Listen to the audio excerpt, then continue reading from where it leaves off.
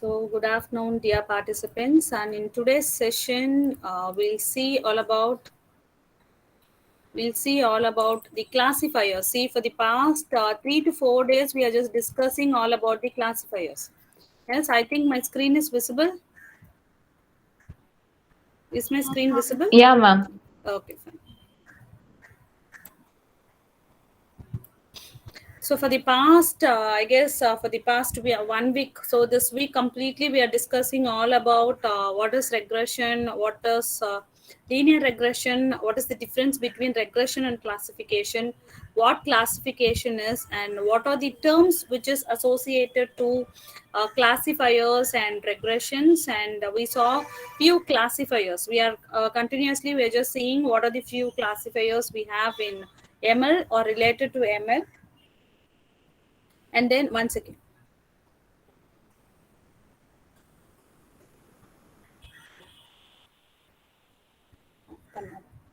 so sorry guys. So we are just discussing all about the classifiers, and even in yesterday's session we saw the few classifiers, how the classifiers have been implemented uh, in ML and through the Python Colab notebook we just saw. Okay, and in today's session I'll start off with the left out algorithm. So we do have n number of classifiers related to ML, but still we are just trying to gain the knowledge related to most important algorithms, right?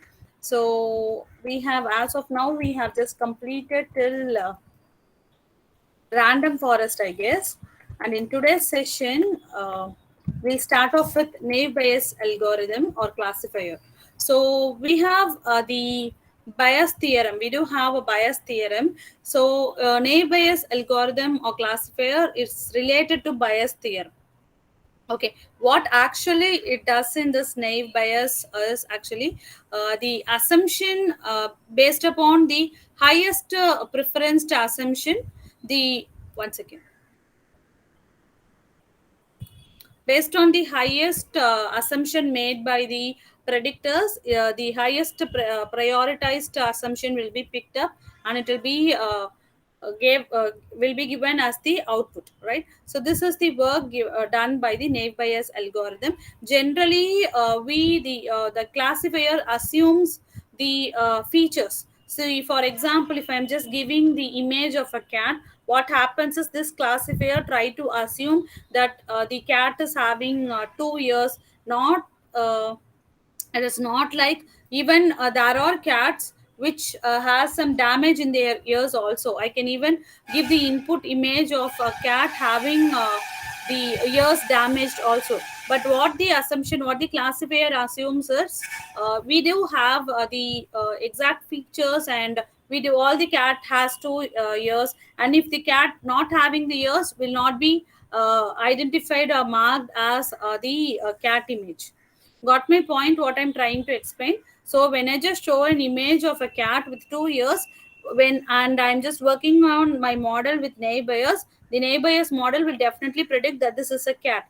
And if I show the input, or if I show the image of a cat for which the ear is damaged, what happens? The neighbor fails to predict that this is a cat, because the reason is it assumes that the presence of the feature is will be same in all the other data which we are giving. So it works related to the feature. So this naive bayes algorithm or classifier works related to the features. Okay, and this is the formula which we use in naive bayes.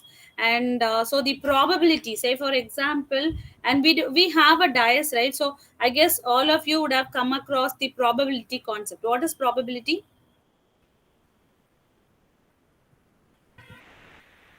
What do you mean by probability?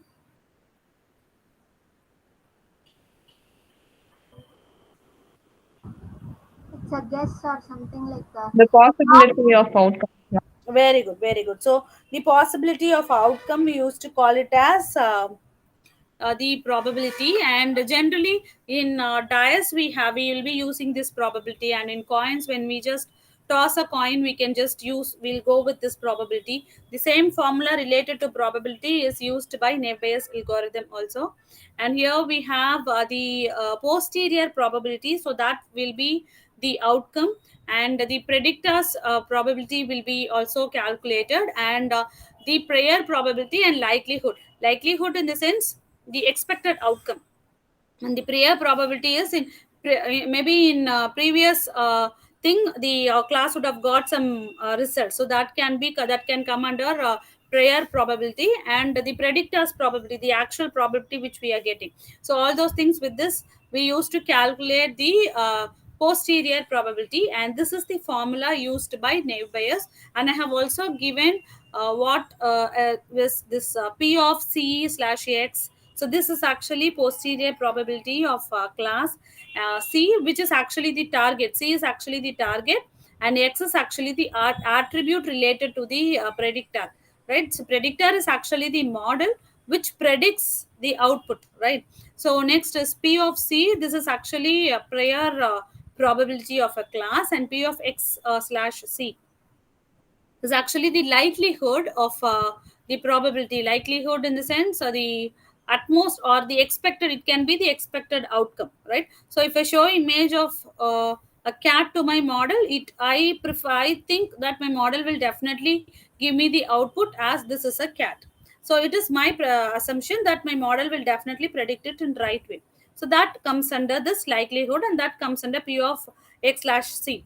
And P of X is actually prior probability of the predictor, and based on the prior probability, that is in previous works we would have got that kind of result, so that comes under this prior probability. And this is all about Naive Bayes. So Naive Bayes actually works with the assumption values and the exact existing value. So with all those things, with all those prediction, it will give the outcomes, right?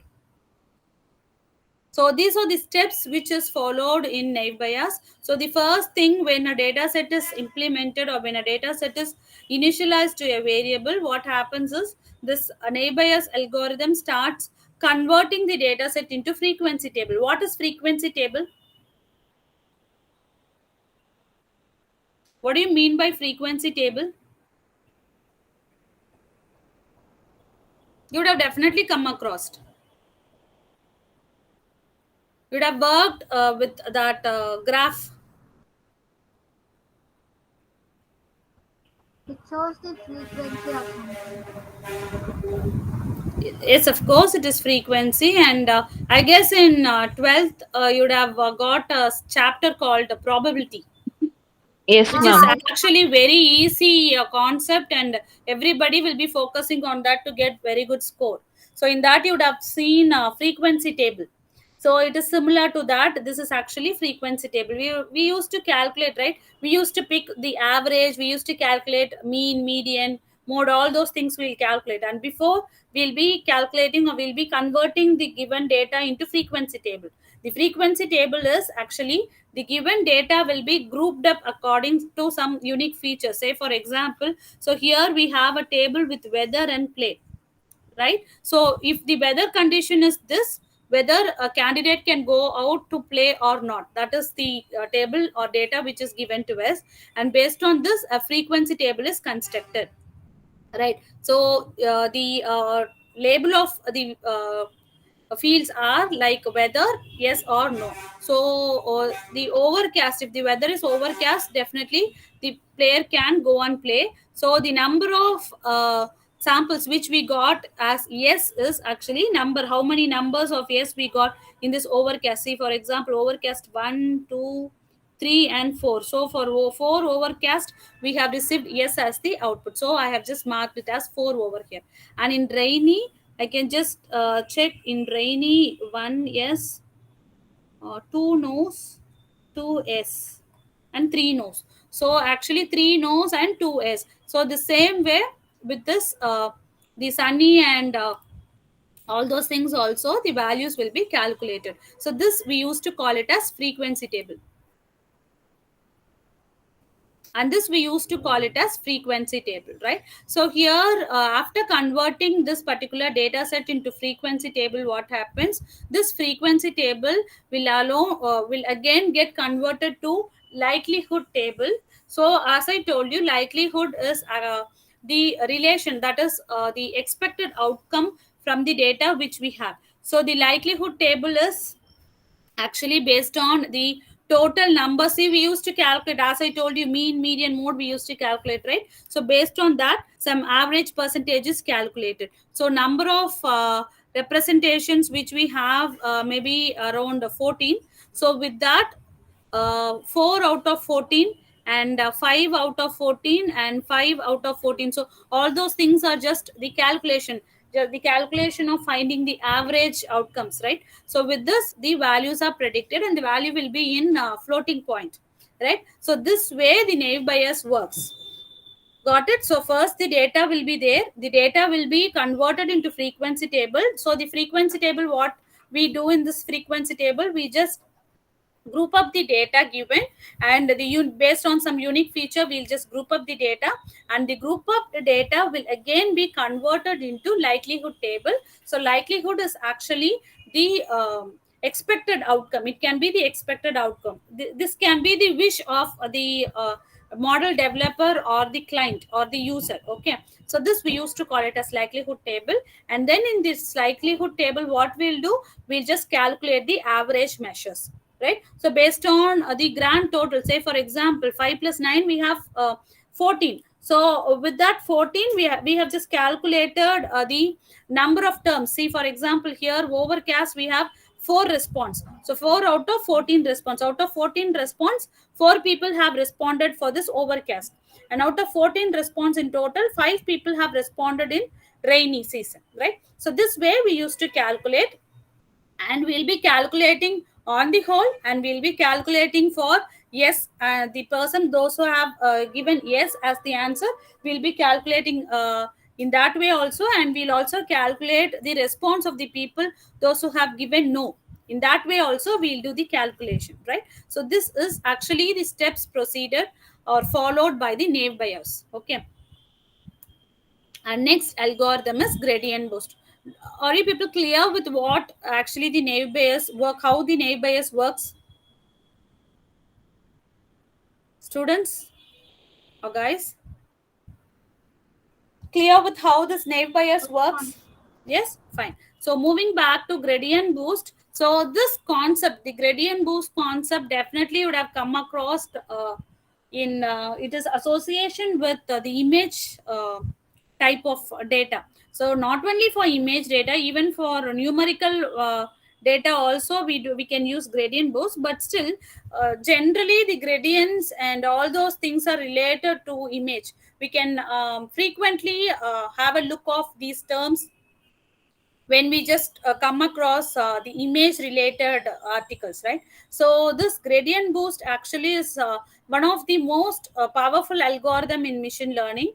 And this gradient boost algorithm, what it does, or why we go to this gradient boost, since we have seen around more than 5 to 6 algorithms, but still we are moving on to gradient boost. The reason is this gradient boost helps us to minimize the bias error, and we'll see what is the bias error and what are the errors we may get, right? So the gradient boost is actually used to reduce the errors in the model. So while we create a model, definitely there is a possibility of having lot of errors in the model, right? So in order to reduce those errors and get a very good and accurate level of output, we proceed with gradient boost algorithm. Okay, so and this gradient boost algorithm is can work with regression as well as with classification. So it works with both the concepts, like the target variables with the continuous target variables also it works, and it also works with categorical target variables also,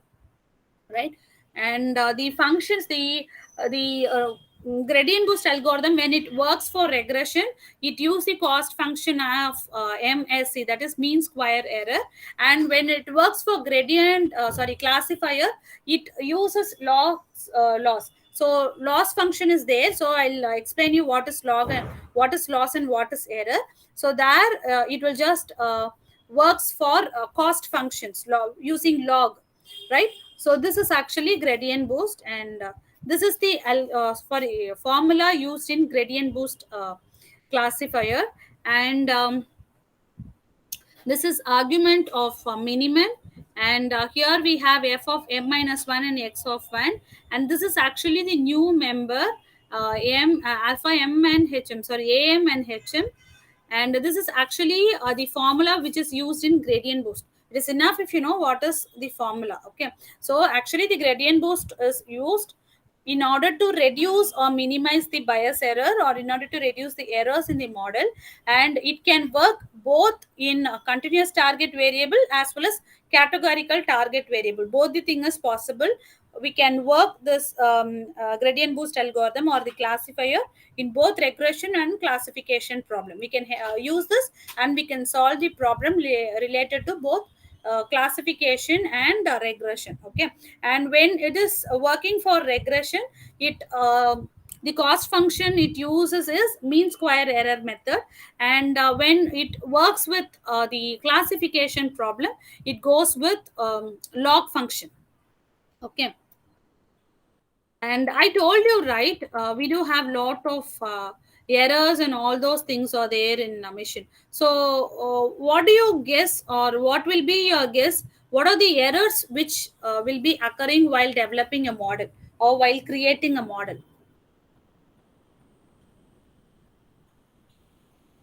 We'll be getting lot of errors, definitely will be getting. So I'm just asking your assumption that what are the errors will be it is possible for us to face while developing a model.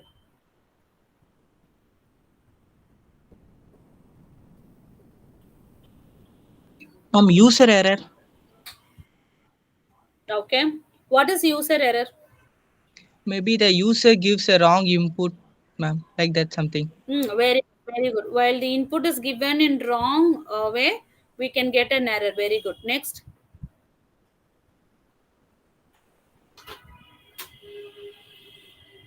What else? What are the errors? Ma'am, machine error.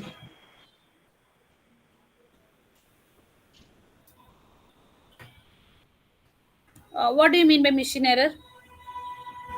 Machine calculates the value like when something crashed down, ma'am. Crashed down in the system. Machine errors, ma'am.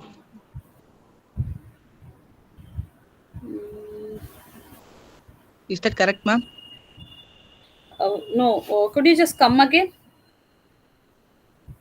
Ma'am, when the system crashes, ma'am, Okay. then the error started coming up like that something, ma'am. Error. Okay. Okay. Any other error?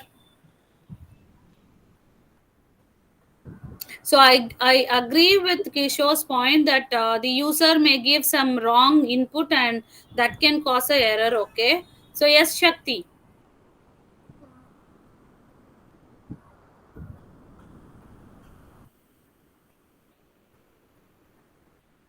Okay, let me It's just like unexpected event or something which may cause the output which may cause the output like it's not a proper output, ma'am. We can't get the proper okay, one. okay. Yeah, good. Okay, I got your point.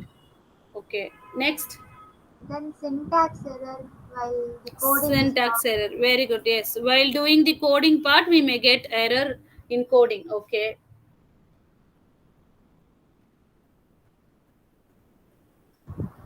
Right. So generally, we used to face lot of errors while we write codings.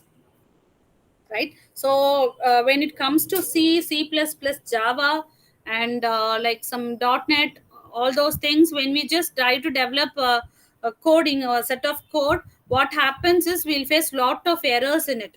So we'll be getting lot of syntax error, we'll be getting lot of other errors where we'll be getting stuck, and we don't even know how to rectify those errors, right? We would have faced all those things while just developing the code, set of code for some problem.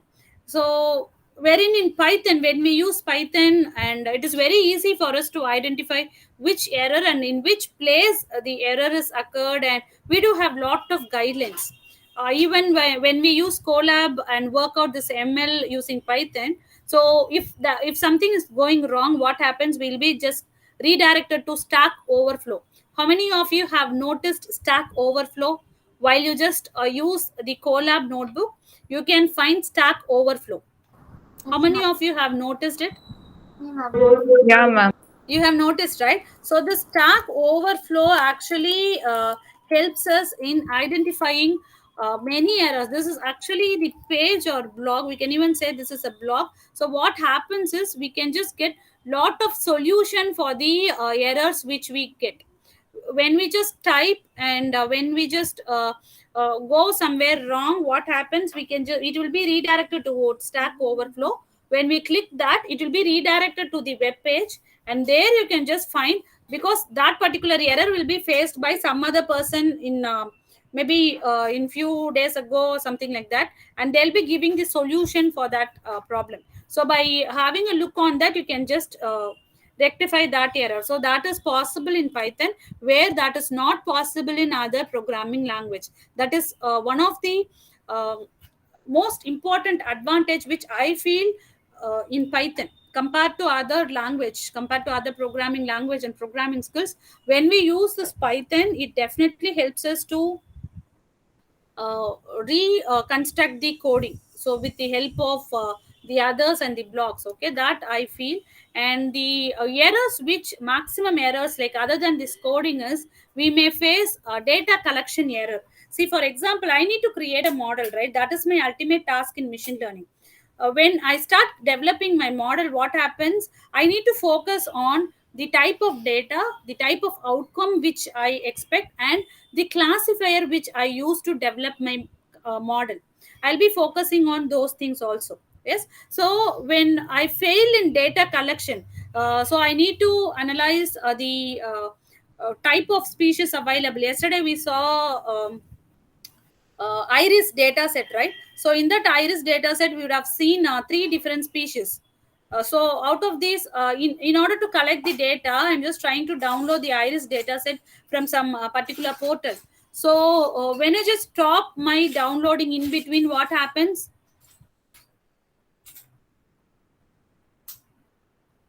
The Without process knowing, takes I'm just stopping my downloading. Yeah, proper, it won't be downloaded properly, and only very few data will be there, and many data will be getting it would have got crashed. So what happens, without knowing that, if I start working with that particular data set, definitely my model is not going to predict, and I'm not going to get a very good result. So that kind of error which we make in data collection, we used to call it as errors in data collection. And model error is actually when I just develop a model using some classifier, instead of picking some different classifier, say for example, instead of picking logistic regression classifier, I'm just moving on to linear regression. And in few cases it may work, in few cases definitely it won't work. So what happens, again my model will get drawback, and it will be failed. So that causes the model error. And next is actually data storage. So I'm coming to error in data storage. When I need to store the data, if my location is not correct, or you can even consider this one, when I just download or when I just upload the data available, if I'm just uploading in the drive and I'm not using the exact path of the particular location, what happens, definitely my even no need to go to model and all, even my Python will definitely not able to read what actually I'm trying to make my model to read or something like that. It may fail if I just give some different path. Yes, that we used to call it as storage error. And retrieval error is actually the same thing. I'll be storing it in different place and I'll be calling it in different place. So if, I may even store it in my drive, and without knowing I can call it from my default page. That is also possible. And if with the default page, if I just from default page, if I just copy and if I just try to retrieve the data from my default page, it is definitely not going to retrieve the data. So that kind of error comes under error in retrieval. And the data imputation, what do you mean by data imputation? Imputation, any idea regarding imputation? So here actually we will be having some lot of misplaced value. Yes, say for example we saw none, instead of having the exact value, in many cases in some places we'll be having some empty records, we'll be having some misplaced values, all those things are possible. So there we'll be replacing the exact value. So before replacing we have some errors, right? So that we used to call it as imputation error. Got cleared with the imputation error?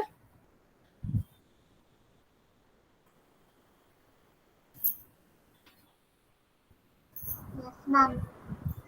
Yes. So and next is actually random error. So here random error is actually generally this random error is used in research oriented process. So when we start doing the research, what happens is we'll be dealing with the variance, and we'll be dealing with all those statistical work. There will be having some difference, the observed difference with the exact value, we used to call it as a random error. The error occurred with the when we just compare the data with the existing one, there will be some difference. So that particular difference with the actual outcome and the outcome received, we used to call it as random error. Okay, so these are the errors, these are the possible errors when we start working or when we start constructing or developing a machine learning model, right? These are the types of errors we have, or we can even say these are the possible errors which occurs while developing a machine learning model. Any doubt in this, guys? Students? No, ma'am. No No, doubt. ma'am. No, right? So in order to get cleared with this particular error, so we saw we have lot of errors, right? So in order to come across or overcome this error, we move to this gradient boost, I told you, right? So gradient boost is used in order to rectify the errors or in order to minimize the errors, right? So in order to avoid, in order to overcome these types of errors, we move on to gradient boost classifier. And coming back to types of errors, so machine learning generally, I told you, right, there is lot of possibility of getting errors. So here we have two basic kinds of errors, reducible error and irreducible error. The errors which cannot be reduced, we can't do anything, right? It is afraid, we need to work with those particular data set and we need to give the output. The thing is that the model cannot be that accurate when we use the data set which has lot of errors without making any change. If it is possible, we need to change. If it is not at all possible, and again it is, we are forced to work with that particular data set, we have to yes, so that case we can't do anything. And if it is reducible error, then we do have two different kinds. One is bias and one is variance. What do you mean by bias? Variance definitely would have come across in statistics chapter in your 11th and 12th standard.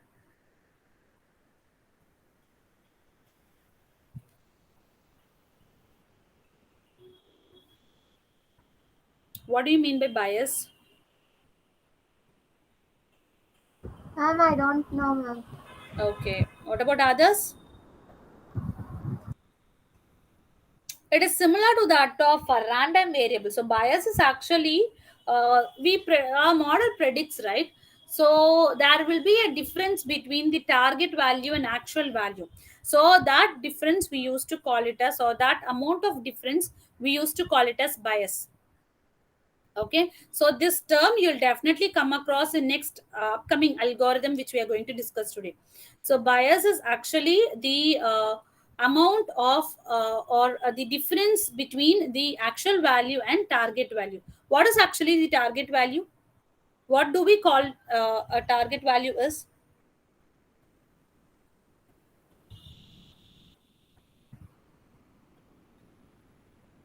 what is a target value, what I'm trying to mention in this target value.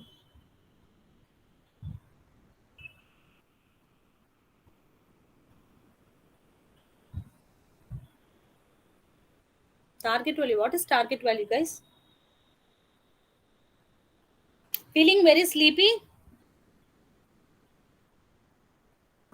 No, ma'am. guys? Or this climate is not allowing you to listen? No, Hmm? ma'am. No? Okay, what is target value then?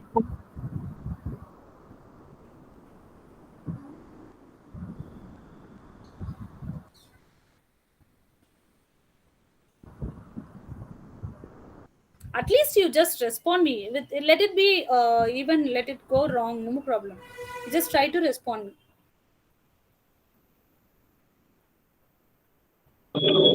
Can you repeat that again, ma'am? What is target value?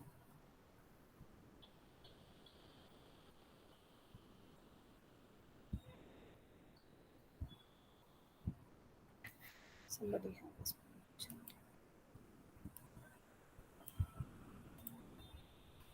no idea. Okay.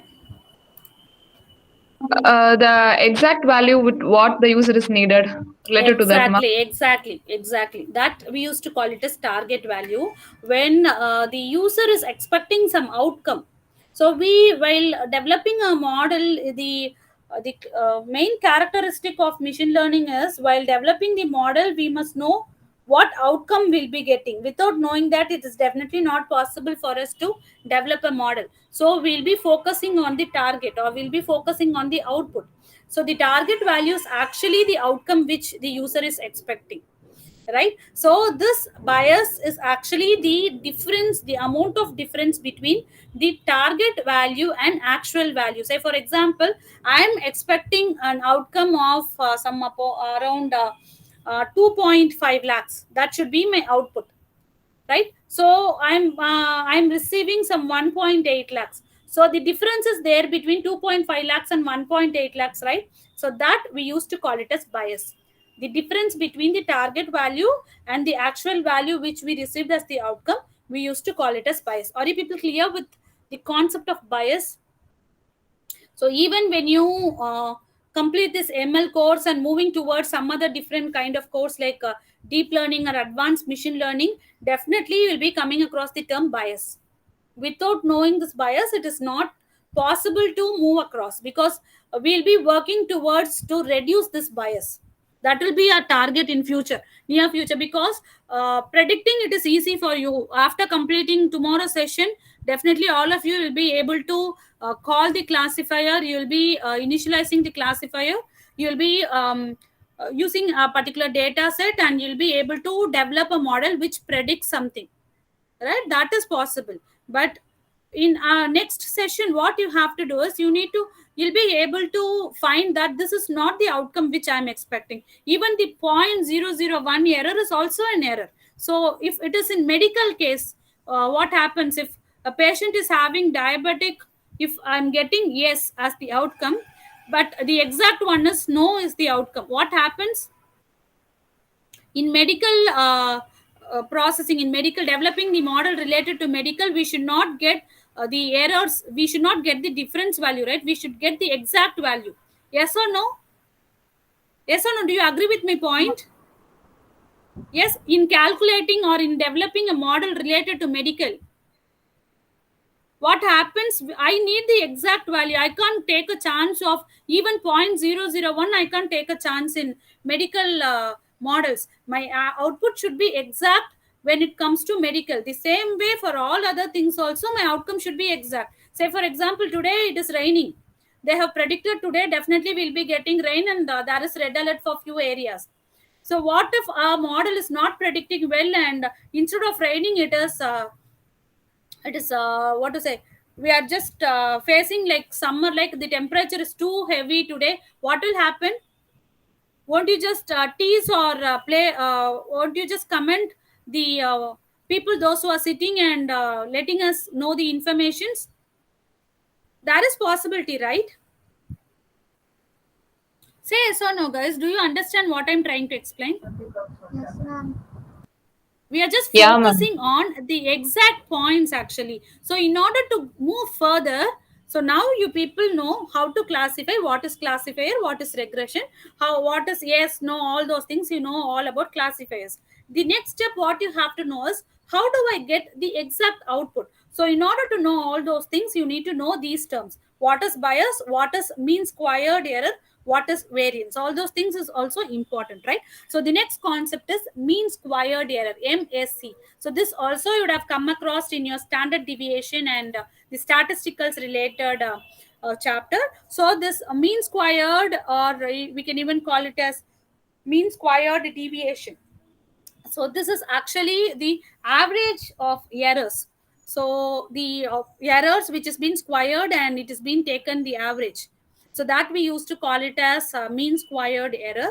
And variance is actually the expectation of the squared deviation of random variables. So we'll be picking the random variables, and that particular random variable will be squared, and with that we'll be getting some sample means. That we used to call it as variance. Okay, so these are the three important concepts which we must know related to errors, right?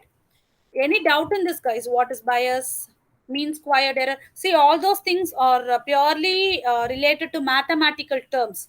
So bias, mean squared error, variance. So could you feel that day by day we are just traveling, or we are just migrating to computer science to mathematics? Could you feel that?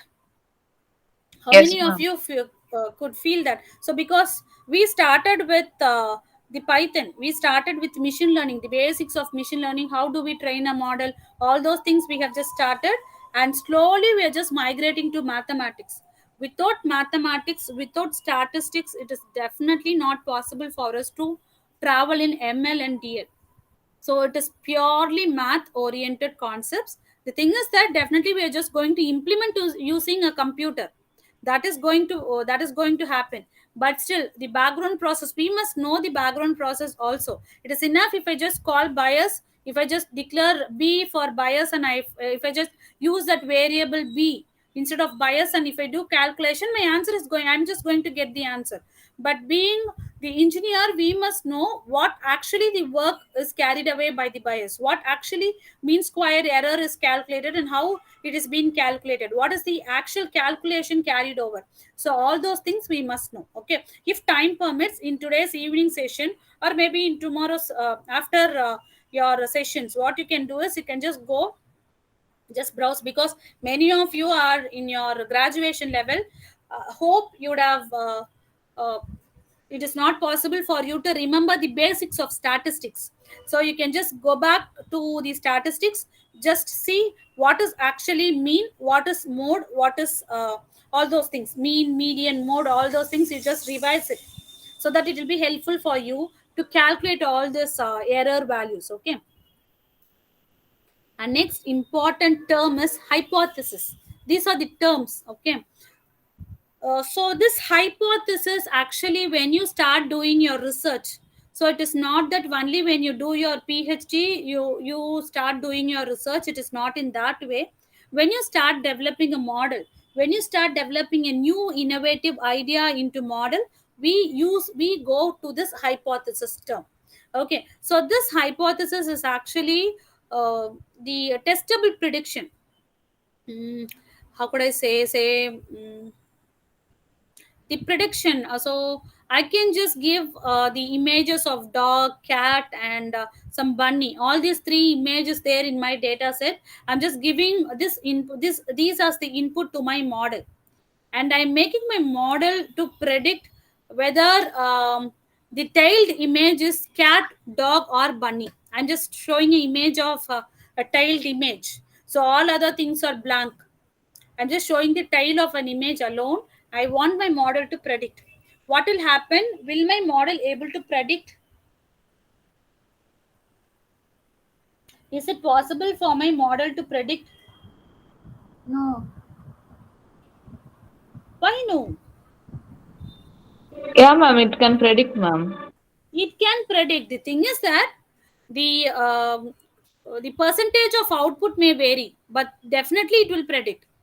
whatever image you give, it will predict. Even if you just my input is actually cat, dog and bunny image, I'm showing my image to my model, what happens? It will predict. What it will predict? This is not a cat, this is not a dog, this is not the image of bunny. So at least in that way it will predict. That is also prediction. Okay, if I show some tail, what happens? It may predict, it may just analyze the features. So what happens? It will just analyze the shape of the tail, and it will just relate to the previous training images which we have given. So based on the features, it will just calculate, and then it will just predict, it will just give the output, where it may even predict correctly. My percentage of prediction may go good, or the percentage can also be low. It depends. But the thing is that it will definitely predict. So this we used to call it as testable prediction. Sometimes the output can be good, sometimes the output cannot be good, sometimes the output can be moderate. So these kind we used to call it as hypothesis. Okay, in certain cases what happens, we may get the exact output what we expected. In few cases we may not see the exact output which we expected. That is also possible. Yes or no? Could you agree with my point? Yes, ma'am. Yes, so this kind of predictions we used to call it as hypothesis. We have many types of hypothesis, but that is not required for us. When you start doing your research, when you start working with both theoretical and practical way of research, definitely you can learn what is hypothesis. But as of now, it is actually some testable predictions. Sometimes my output can be good, sometimes my output cannot be good, sometimes my output can be moderate. So this we used to call it as hypothesis. Okay, are you people clear with the terms like bias, mean squared error, variance and hypothesis? Yes, ma'am. Shall I proceed? Yes, ma'am. Fine. I'm getting only one response. What happened to others? I guess the climate is too good. So everybody is feeling very tired. Is it so? Somewhat, ma'am. Okay. Fine. Thank you, Kishore and Shakti. And what happened to others? Yes, ma'am, we can Srinidhi proceed. and yes, thank you. Okay, so coming back to neural network, this was actually my favorite algorithm and classifier, which I love actually.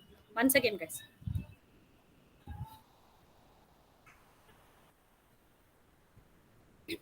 This is actually one of my favorite algorithm. Not, I can't say one of the favorite algorithm. This is my favorite algorithm because I love to work with neural networks. So how many of you know what is neuron? Neuron, biological neuron. The term neuron comes under biology. This is one of the term which Yes, ma'am. comes Neurons. in neurons. Yes, what is neuron and how does it work, or where could we find this neuron?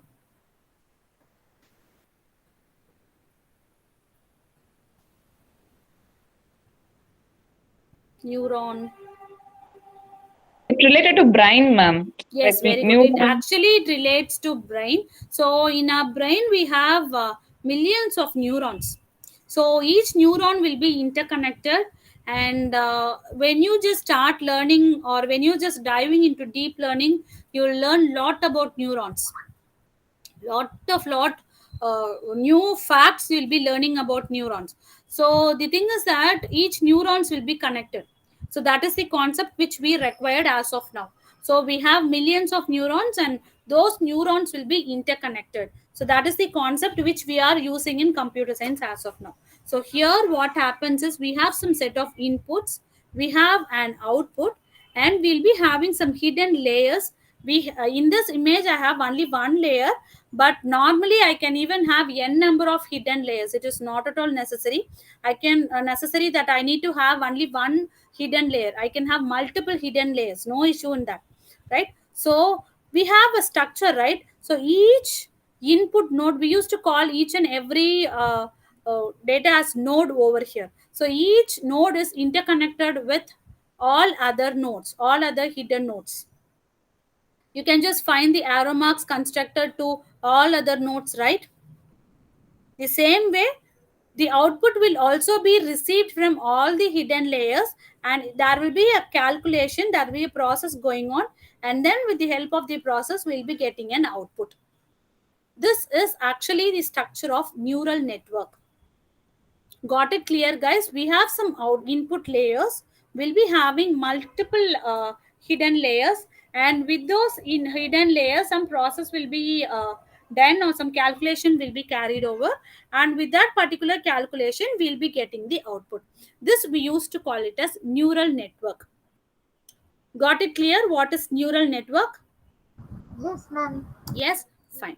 So coming back to formula of neural network. So here we have x1, x2, x3. These are the inputs. So normally we can't say I'll be having only one input so that I'll be getting one output. It's not possible. We can assure that we can have more than 10 inputs. I can have more than 1000 inputs. All those things are possible. I can have n number of inputs. So here this is actually weights.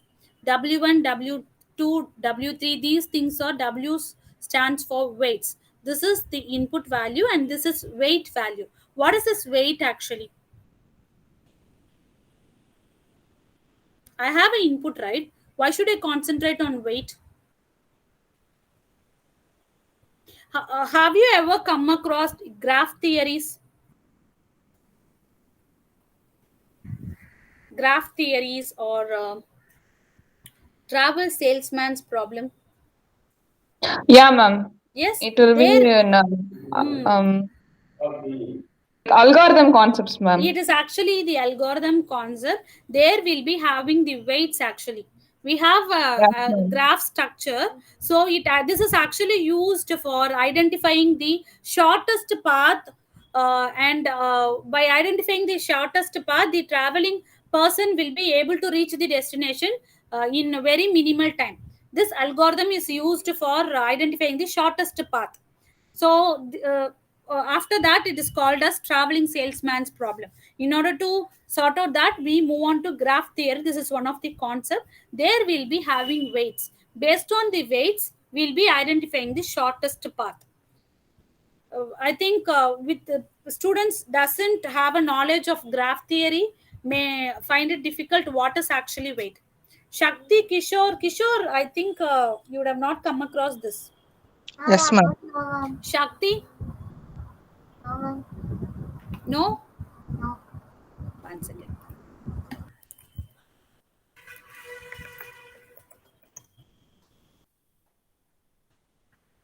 So we have, see, we'll be having structures like this, okay? So the person need to start from 1 and he need to reach 3. Is my screen visible? Yes, ma'am. So I'll make it very simple. I don't want to explain this traveling salesman problem very detailed way. So I'm just giving a basic idea. So a person need to travel from 1 and he need to reach 3. What are the possible ways he can take up? So from directly 1 to 3 through this 15 he can travel. Yes. Yes, ma'am. Yes, that is one possible way. The second possible way is he can take up 1, 4 and he can reach 3. Yes, this is the second possibility. The third possibility is he can take 1, 2 and he can reach 3. Yes? Yes, ma'am. This is the third possibility. The fourth possibility is he can take 1, 2, 4 and 3. Yes or no? Yes, ma'am. So these are the 4 possibilities as of now. So what are the weights actually? If he is traveling from 1 to 3 directly, so the weight is 15. Say for example, you can even consider it as minutes. So within 15 minutes, he can reach 3.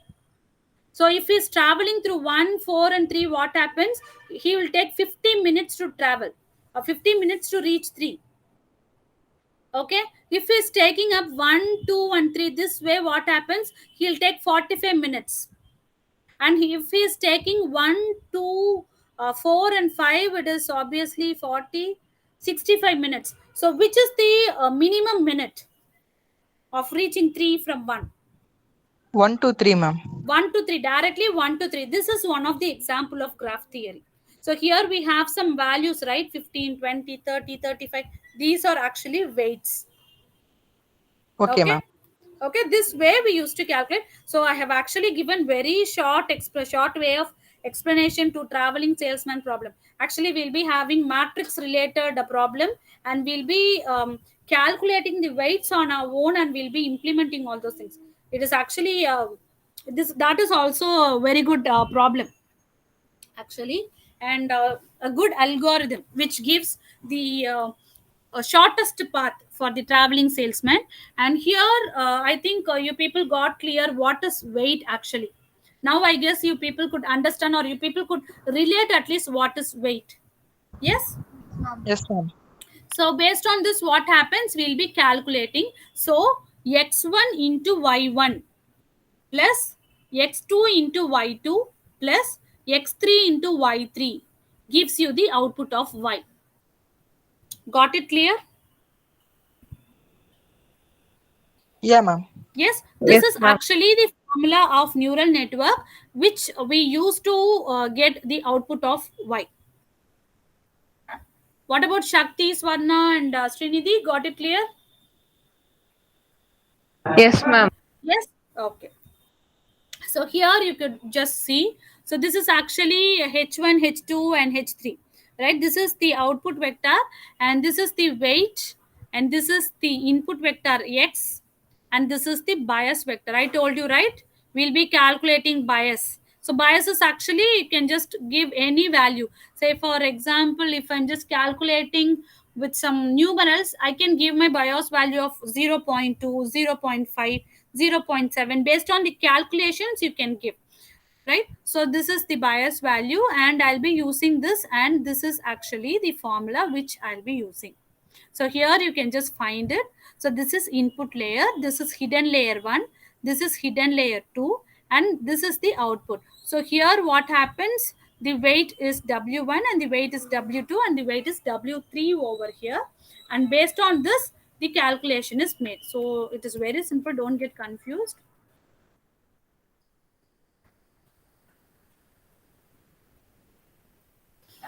So x1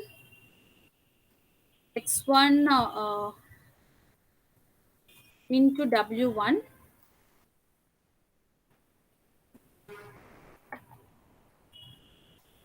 plus x2 into w2 plus x3 into w3. This is actually y. This way we used to calculate. So this is actually mentioned as summation of, right? This way we used to calculate the neural networks. Got it clear, guys? How we use this neural network? Yeah, ma'am. Yes. Got it. Okay.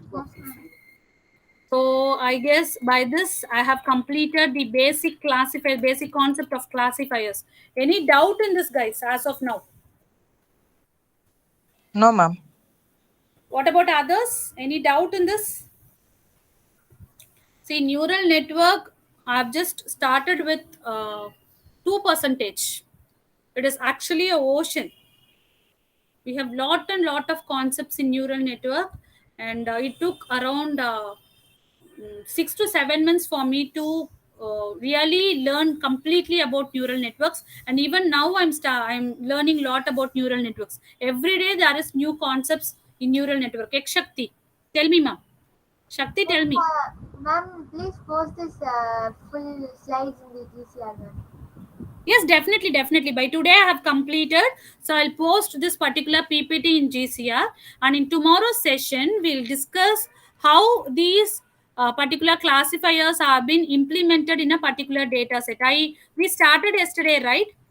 So I'll just explain these particular classifiers, how these particular classifiers are being implemented with some data set.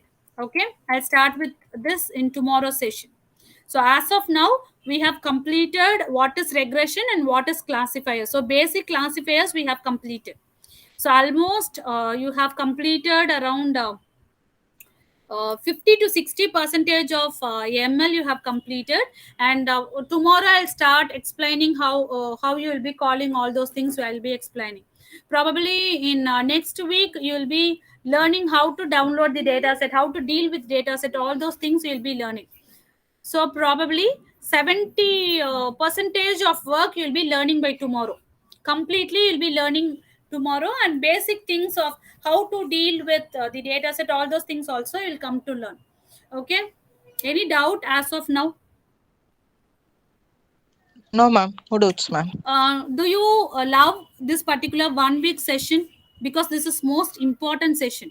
This 1 week sessions are most important. Yeah, ma'am. I love it. Yes. Okay, good. So what about others? Swarna and Srinidhi, I could see you many times. What about Shakti? Yes, ma'am. It was nice, ma'am. Okay, good. Swarna? Yes, ma'am. Swarna, you can just refer the YouTube video. Still yesterday I have just uploaded. Even today's session I'll try to upload in the evening, so that Okay, you ma'am. can Sure, just ma'am. have a reference, and if possible I'll do few corrections in the PPTs, because I need to add a few things in the PPT. So if possible I'll add it and I'll upload it by today in GCR. Okay. Okay, ma'am. Okay, ma'am. Okay. Thank you guys. Thank you for joining, and you may leave now. Thank you. Meet you all in tomorrow's session. Bye, ma'am. Thank you, Thank you. ma'am.